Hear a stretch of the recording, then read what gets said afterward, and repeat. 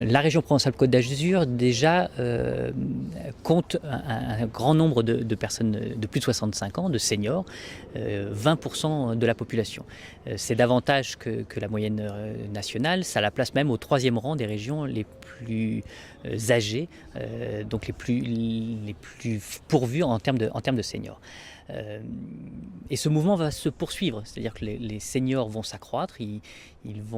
Aujourd'hui, il y en a à peu près 1 million, il y en aura 1 600 000 dans les 30 ans à venir.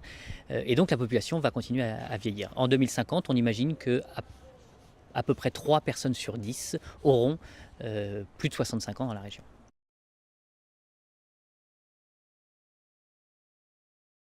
Le vieillissement de la population n'est pas incompatible avec une place importante, et même sans doute encore plus importante, laissée aux jeunes.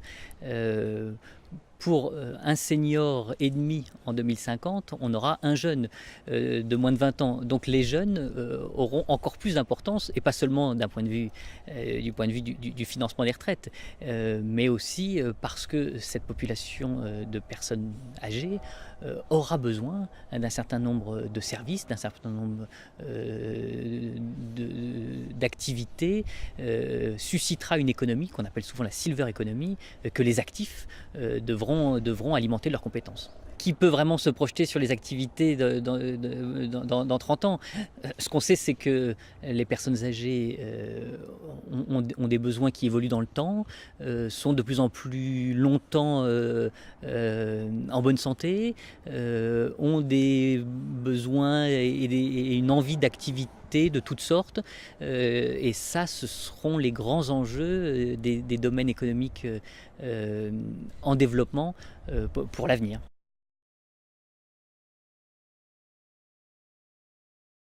Le conseil régional Provence-Alpes-Côte d'Azur a établi son schéma régional d'aménagement du développement durable et de l'égalité des territoires de façon prospective, en essayant d'imaginer la région de demain, la région de 2030, de 2040, de 2050. Et pour ça, le conseil régional s'est appuyé sur les exercices de projection démographique réalisés par l'INSEE. Les liens entre les exercices stratégiques des schémas régionaux et les besoins de connaissances statistiques, ces liens-là sont extrêmement étroits.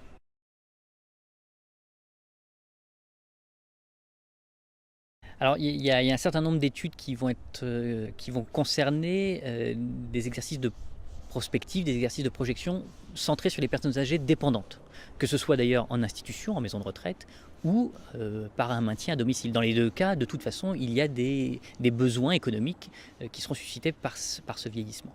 Donc on va nous se concentrer là sur quelques études, notamment la première en Vaucluse, sur une projection à 10, 20, 30 ans du nombre de personnes âgées dépendantes, et ça pour alimenter les réflexions du conseil départemental qui doit bâtir son propre schéma gérontologique sur la prise en charge des personnes âgées dans l'avenir.